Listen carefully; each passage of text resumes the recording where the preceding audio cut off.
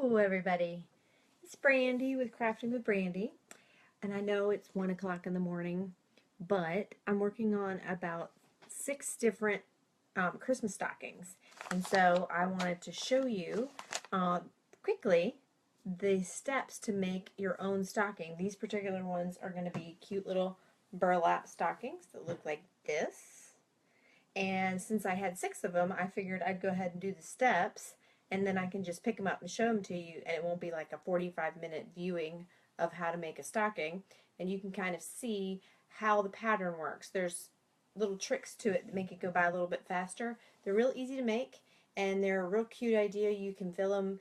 I make them for teacher gifts and fill them with gift cards or their favorite goodies. This lovely friend of mine, Jennifer, has ordered some for her family. She's doing a burlap themed Christmas. So it's just a simple letter. She's got a more masculine letter for the men and a more girly letter for the females. And then just a little bit of trim. So I'm going to show you real quick. The pattern only has 3 pattern pieces. And it is the stocking, which pretty much any stocking pattern you get is going to be the same kind of stocking.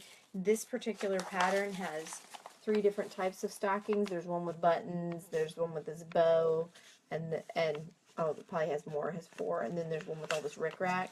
What I just did is use this stocking pattern, and I used the cuff and just kind of did what I wanted to do with it.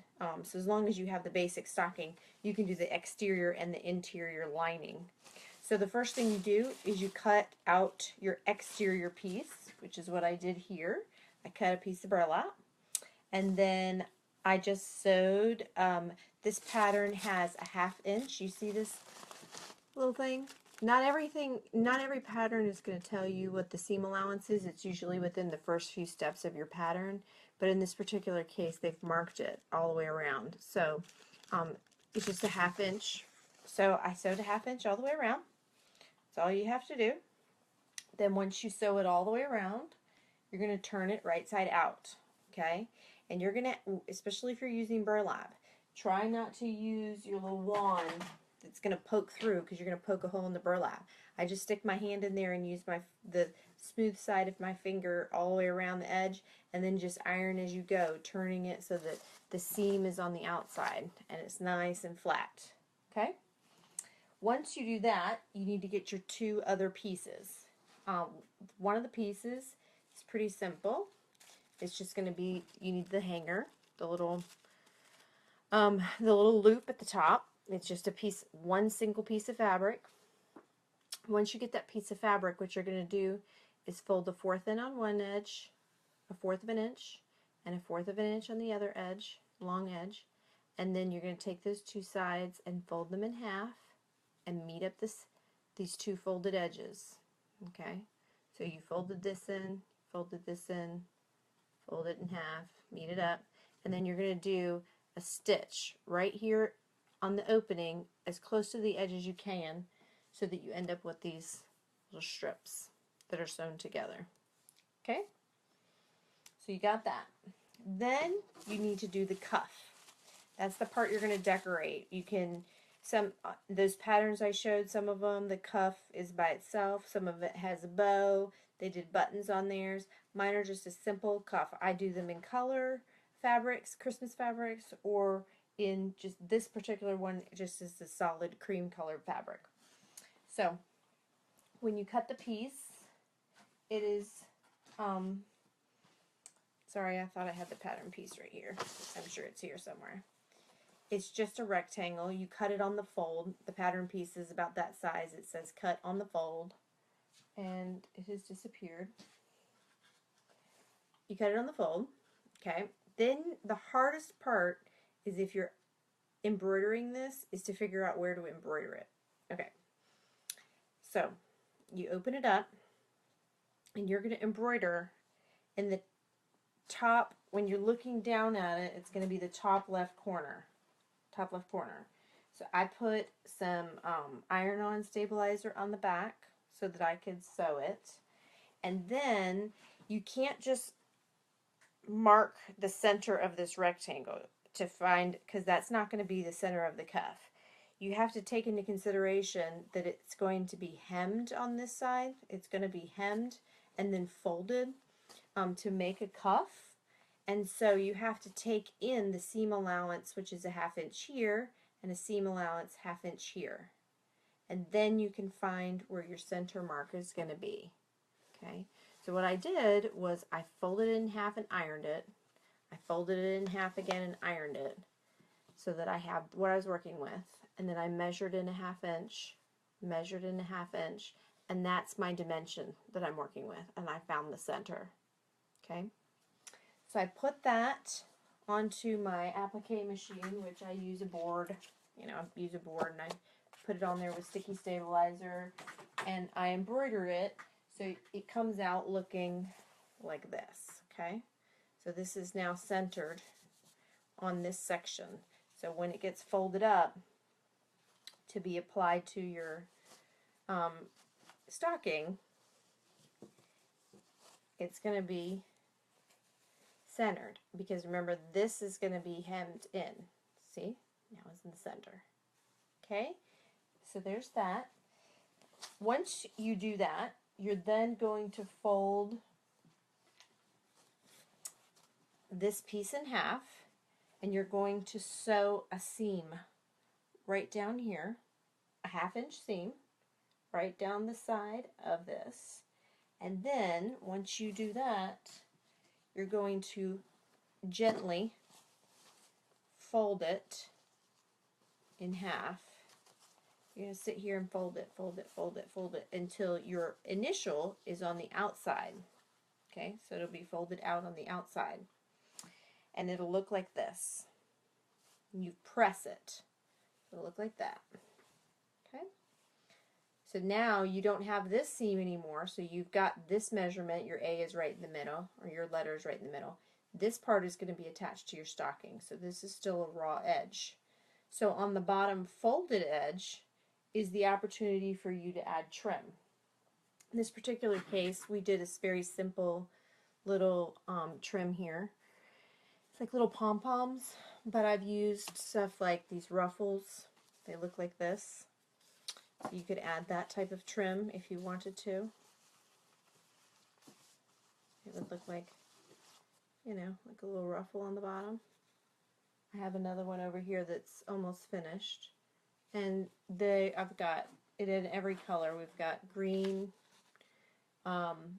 red. We've got like a more simple, softer ruffle. There's all different kinds. That you can even do like rickrack right under the edge, just a little bit of rickrack, and then add another stream of rickrack underneath that. I'll have posted a few here in a few minutes of the different ones that I've made recently. I'm just keeping them secret because a lot of them are gifts. Okay, so I've got that.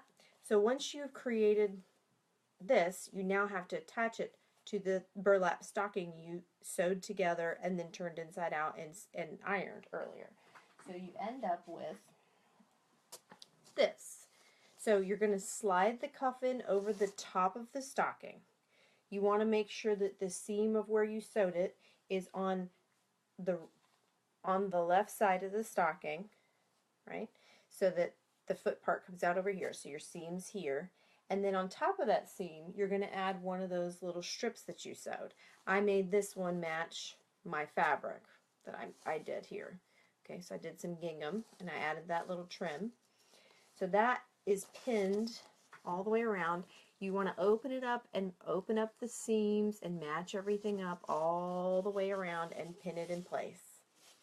Once you pin it in place, you're going to do a basting stitch, which we've talked about basting stitches many times. It's a long stitch. Some machines have a long basting stitch. It's longer dashes than the normal stitch. If you don't, you take your normal stitch and you extend it to a 3.5 or 4 inch wide. You turn your knob so that it's a really wide stitch and loose, because you're just tacking it in place. Excuse me. So you're going to stitch that with a basting stitch. Okay, you just want to hold it in place. It's not the finished stitch yet. Once you do that, now you're going to get your lining.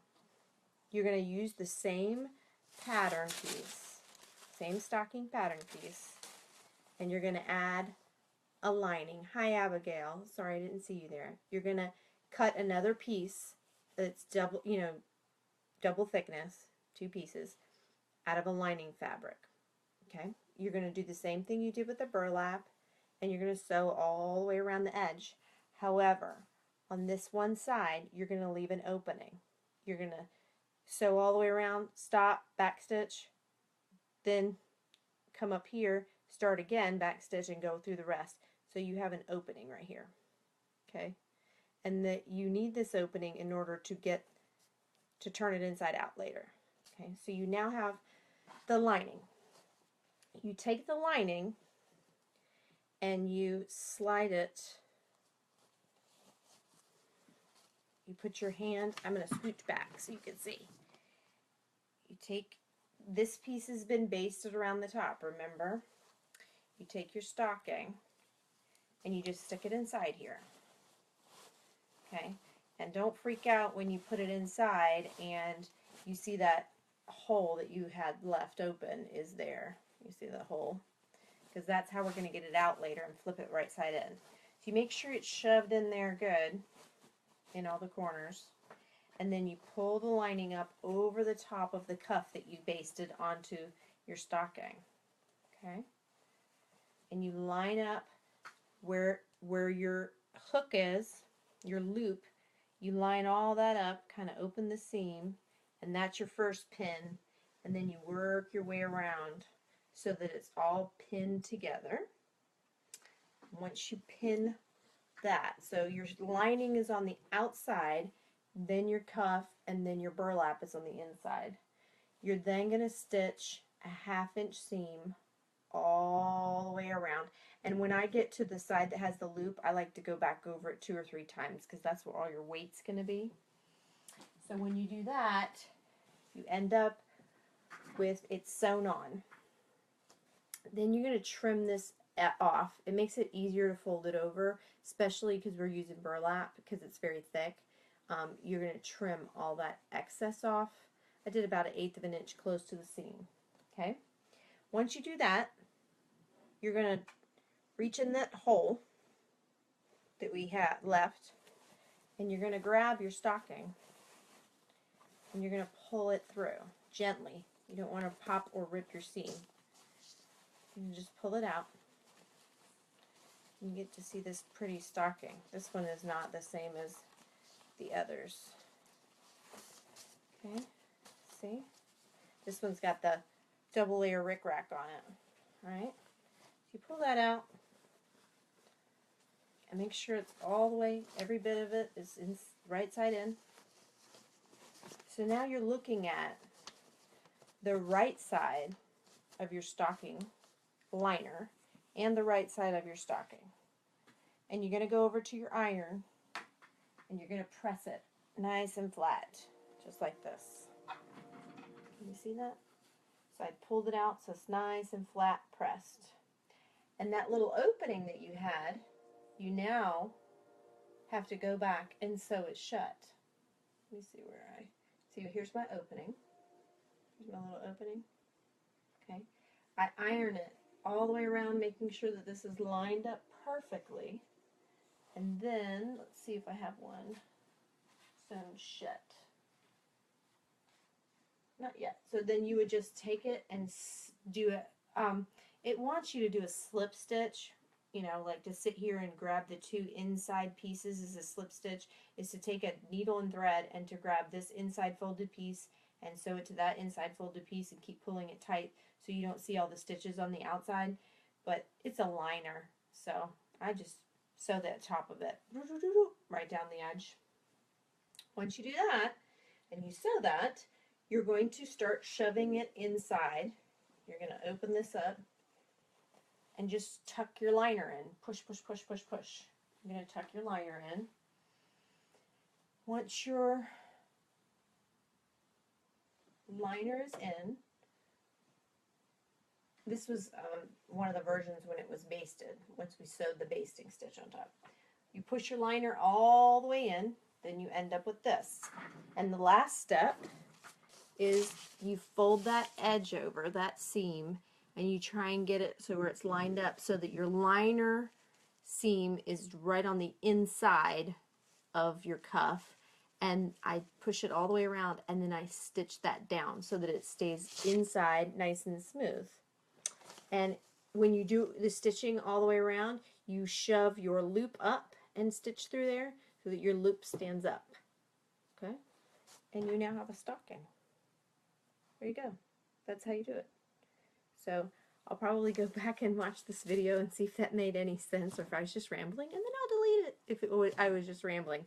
But I just think they're really simple, real easy, great gift, and you could use your stocking that you have hanging up. You're like, hey, I want to make one of those, but I don't have a pattern. Don't spend $14.99. These patterns are $15.95 if they're not on sale at Hobby Lobby. And so you could just go get your stocking off of your mantelpiece and trace the outline of it, and it'll still be fine. And then make a cuff the size you want. Just decide how big you want the cuff, and then just double it wide and double it up, and then do a little hook. You can make your own little pattern without spending a dime, and use some fabrics you have around the house. You can make stockings for anything. It'd be cute. Okay, so I hope you enjoyed it. I hope that was helpful, and like it if you can, and have a great night. Thanks for hanging out with Crafting with Brandy.